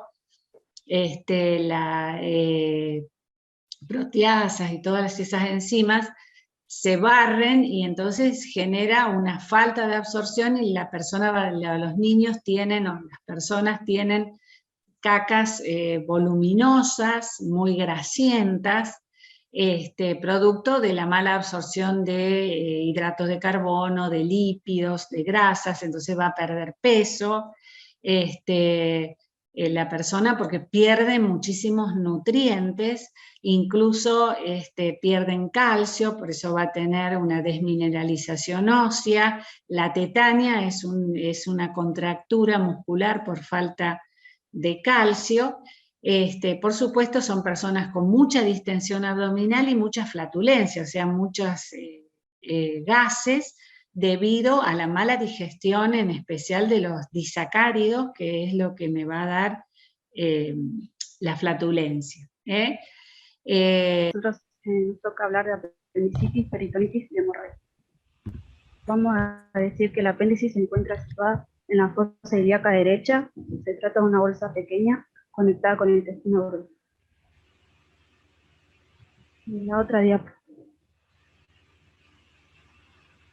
Posiciones anatómicas. Retrocecal 64%, pélvica 32%, subcecal 2%, postiliar 1% y posiliar 1%. Preiliar. Perdón, estoy muy nerviosa. La apendicitis se produce cuando el apéndice se inflama y se llena de pus. Patogénica. El 50-80% de los casos de apendicitis se asocian a la obstrucción de la luz apendicular, en general por hiperplasia linfoide, pero en ocasiones por un fecalito tumor o gusano, lo que se traduce en un aumento de la presión intraluminal. Este cuadro se asocia a isquemia que se agrava por el edema y el exudado, de invasión bacteriana.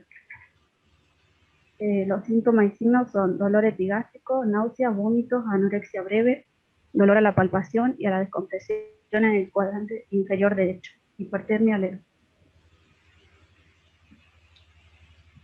Bien, apendicitis aguda precoz muestra escaso exudado de neutrófilos en la zona apendicular con congestión subserosa y migración perivascular de neutrófilos. La apendicitis aguda puede producirse a cualquier edad, pero afecta principalmente a adolescentes y jóvenes adultos. La apendicitis aguda evolucionada o supurada cursa con un infiltrado de neutrófilos más grave con exudado fibrino purulento seroso, formación de abscesos luminares, ulceración y necrosis supurativa. Esta puede evolucionar a apendicitis aguda gangrenosa, tras la cual se produce una perforación. Las complicaciones más graves son pieloflebitis, trombosis de la vena porta, abscesos hepáticos y bacterianos. El carcinoide es el tumor más frecuente del apéndice. La apendicitis se puede detectar a través de ciertas pruebas diagnósticas. Pueden ser análisis de sangre, análisis de orina o diagnóstico por imágenes. La peritonitis se debe a una infección bacteriana o irritación química, esta última en posible relación con fuga de bilis o enzimas pancreáticas, perforación del sistema biliar o las vísceras abdominales, complicada en general por una sobreinfección bacteriana. Pancreatitis aguda hemorrágica. La lesión de la pared intestinal puede producir una peritonitis bacteriana secundaria, cuerpos extraños, endometriosis, quistes endemoides rotos que liberan queratina e inducen una intensa reacción Bueno, después dice que la patogenia de la peritonitis bacteriana se produce cuando las bacterias del tubo digestivo se liberan hacia la cavidad abdominal, en general tras la perforación intestinal, secundarias a apendicitis, úlceras sépticas, colecitivitis, diverticulitis e isquemia intestinal. La morfología vendría a ser las membranas peritoneales son grisáceas y mates, tras lo cual se produce exudación y supuración franca. Pueden desarrollarse abscesos localizados, aunque la inflamación suele ser superficial. Retroperitonitis esclerosante, denominada también enfermedades de Ormond. Este trastorno se caracteriza por una fibrosis densa en los tejidos retroperitoneales. Posiblemente se trate de un proceso inflamatorio primario. Los tumores pueden ser primarios o secundarios, virtualmente todos son malignos. Los tumores primarios son un poco frecuentes, entre ellos están el mesoteloma, parecido a los pleurales o pericárdicos, o el tumor desmoplásico de células redondas pequeñas. El médico puede recomendar las siguientes pruebas para confirmar el diagnóstico. Análisis de sangre, se toma una muestra de sangre y se le envía al laboratorio para comprobar si hay un recuento alto de glóbulos blancos. También se puede realizar un hemocultivo para determinar si hay bacterias en la sangre. Pruebas por imagen, es posible que el médico quiera usar una radiografía para buscar orificios u otras perforaciones en el tracto gastrointestinal. También se puede usar una ecografía. En algunos casos, el médico podría usar una tomografía computarizada en vez de una radiografía. También está el análisis del líquido peritoneal. Es posible que el médico use una aguja muy fina para tomar una muestra de líquido del peritoneo, en especial si recibe diálisis peritoneal o tienen líquido en el abdomen a causa de una enfermedad hepática. Bueno, dice que otros tratamientos, según tus signos o síntomas, el tratamiento que recibas mientras te encuentres en el hospital posiblemente comprenda la administración de analgésicos, líquidos administrados por un tubo, líquidos por vía intravenosa, oxígeno y en algunos casos una introfusión de sangre. Buen día, profe. Las hemorroides son venas inflamadas o hinchadas alrededor del ano o la parte inferior del recto. Afectan al 5% de la población. Se presentan con dolor y hemorragia rectal. La hemorragia hemorroidal no requiere urgencia médica y puede ser tratada con escleroterapia, ligadura con bandas de caucho o coagulación por infrarrojo. Las hemorroides extensas o graves, externas o internas, se pueden eliminar quirúrgicamente mediante hemorroidectomía. La patogenia aparecen como consecuencia de la elevación persistente de la presión venosa dentro del plexo hemorroidal. Las más frecuentes son el esfuerzo defecal por estreñimiento y la éstasis venosa. La etiología es multifactorial. Podemos encontrar el factor congénito, que puede ser factor hereditario, ya que es frecuente encontrar familiares con una elevada prevalencia de esta patología.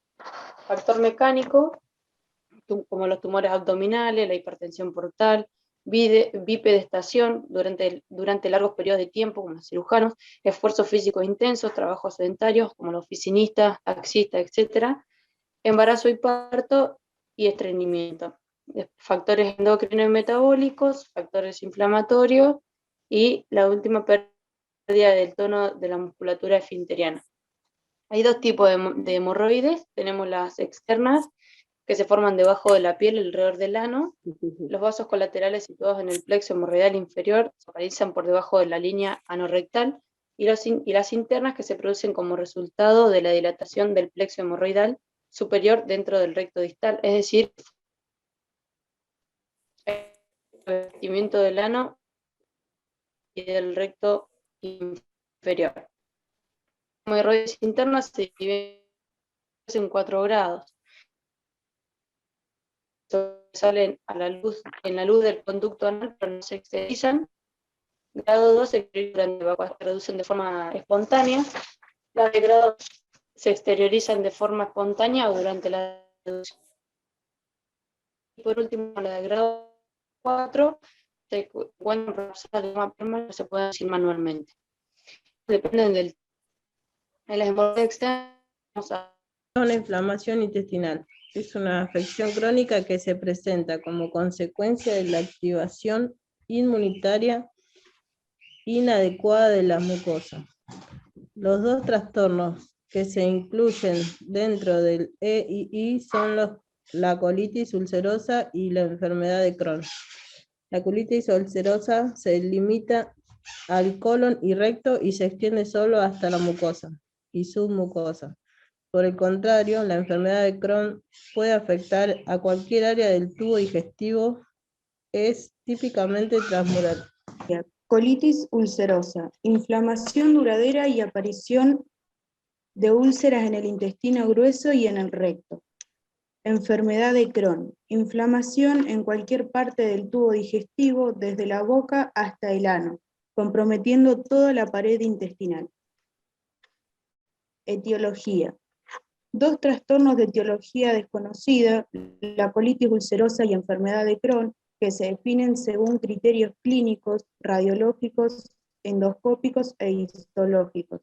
Ambas cursan de forma crónica con brotes de actividad inflamatoria. Tratamientos. Fármacos. Antiinflamatorios para reducir inflamación.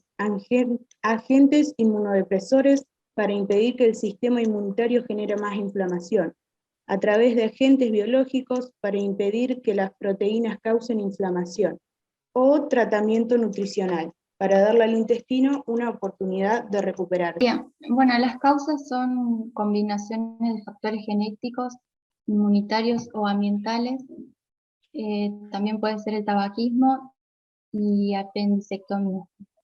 Y los síntomas son dolor abdominal, diarrea crónica, sangrado rectal, fatiga y pérdida de peso. Factores de riesgo mayormente relacionados con la enfermedad inflamatoria intestinal son los antecedentes de colitis y de enfermedad de Crohn, así como el consumo inadecuado de alimentos, el uso prolongado de antibióticos y el tabaquismo.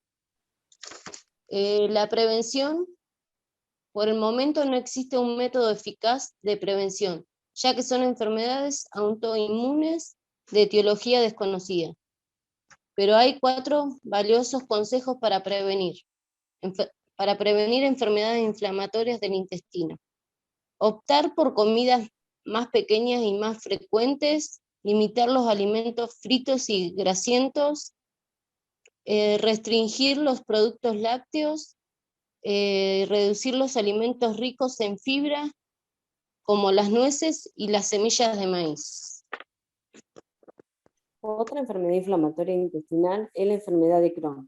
La enfermedad de Crohn es un tipo de enfermedad intestinal inflamatoria, provoca la inflamación del tracto digestivo, que a su vez puede producir dolor abdominal, diarrea grave, fatiga, pérdida de peso y malnutrición. La inflamación que se produce como resultado de la enfermedad de Crohn puede afectar a distintas zonas del tracto digestivo según la persona. La inflamación suele ampliarse a la capa más profunda del intestino. Puede ser dolorosa y debilitarse, y en algunos casos puede llevar a complicaciones que puedan poner en riesgo la vida. Aunque no hay cura conocida para la enfermedad, existen terapias que pueden reducir considerablemente sus síntomas y que incluso pueden lograr una remisión a largo plazo y la desinflamación de los intestinos. Muchos pacientes pueden tener una vida normal con ayuda de un tratamiento. Se desconoce la causa exacta de la enfermedad de Crohn. Anteriormente se sospechaba que la dieta y el estrés eran la causa. Sin embargo, en la actualidad los médicos saben que estos factores pueden agravar los síntomas, pero no causan la enfermedad. Sin embargo, los científicos aún tienen que identificar cuál es ese desencadenante. Cuando tu sistema inmunitario intenta repeler al microorganismo invasor, una respuesta inmunitaria anormal hace que el sistema inmunitario también ataque las células. Factores de riesgo. La enfermedad de Crohn puede desarrollarse a cualquier edad, pero esta afección suele iniciarse durante la juventud. La mayoría de las personas que desarrollan la enfermedad de Crohn son diagnosticadas antes de los 30 años de edad. Antecedentes familiares. Tienes un mayor riesgo si tienes familiar de riesgo de primer grado, como un padre, un hermano o un hijo, con la enfermedad. Hasta 1 de cada 5 personas con la enfermedad de Crohn tienen un familiar con la misma enfermedad. Tabaquismo. El tabaquismo es el factor de riesgo controlable más importante para el desarrollo de la enfermedad de Crohn. Fumar también conduce a una enfermedad más grave y a un mayor riesgo de someterse a una cirugía. Si fumas, es importante que dejes de hacerlo. Medicamentos antiinflamatorios no esteroides. Estos incluyen ibuprofeno, Advil, Motrin, IV y otros. Naproxeno sodiaco, Aleve, diclofenaco, sódico y otros. Aunque estos no causan la enfermedad de Crohn, pueden provocar inflamación del intestino, lo que empeora la enfermedad. Posibles complicaciones. Obstrucción intestinal. La enfermedad del Crohn puede afectar todo el grosor de la pared intestinal y con el transcurso del tiempo, algunas partes del intestino pueden estrecharse y formar tejido cicatricial, lo cual puede bloquear el flujo de los contenidos digestivos. Es posible que deba someterse a una cirugía para que te extirpen la parte infectada del intestino. También hay úlceras y la inflamación crónica puede provocar llagas abiertas en cualquier parte del tubo digestivo, incluido la boca y el ano, y en el área genital. Puede provocar problemas en otras partes del cuerpo. Entre estos problemas se encuentran la anemia, los trastornos de la piel, la osteoporosis, la artritis y las enfermedades de la vesícula biliar o del hígado. Manifestaciones extraintestinales: eritema nudoso, pioderma gangrenosa, artritis, uveitis, iritis, hepatitis, estomatitis, pancreatitis y síndrome nefrótico. Riesgos de los medicamentos. Algunos de los medicamentos para el tratamiento de la enfermedad de Crohn que bloquean las funciones del sistema inmunitario están asociados con un bajo riesgo de desarrollar cánceres como el linfoma, el cáncer de piel. También aumentan el riesgo de infección. Los corticoides están asociados con el riesgo de desarrollar osteoporosis, cataratas, glaucoma, diabetes y de sufrir presión arterial alta y fracturas de huesos, entre afecciones. Habla con tu médico para determinar los riesgos y los beneficios de los medicamentos. Coágulos sanguíneos. La enfermedad de Crohn aumenta el riesgo de formación de coágulos en las venas y en las arterias. Estas enfermedades, ante todo en la presentación muy buena, pero yo les hago una sugerencia cuando presenten, cuando escriban. Enfermedades, si bien pueden ser multifactoriales, hay un factor constitucional o en donde hay alguna cuestión genética.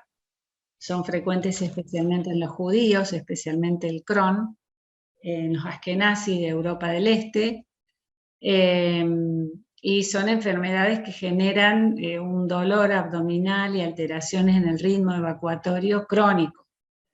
La llevan mucho tiempo.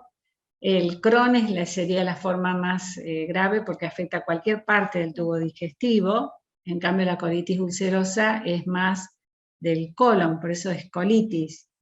El Crohn aparte puede afectar toda la pared del intestino, del tubo digestivo, mientras que la colitis solo afecta la mucosa y la submucosa. Se acompañan de una alteración en la flora intestinal muchas veces, entonces es importante para la prevención tener una buena flora y para ello es fundamental la lactancia materna, evitar la ingesta de antibióticos innecesarios para proteger la flora intestinal, porque como dijeron en la diapositiva, a veces hay una alteración de la flora que me produce la lesión intestinal. Pero bueno, está muy buena la presentación.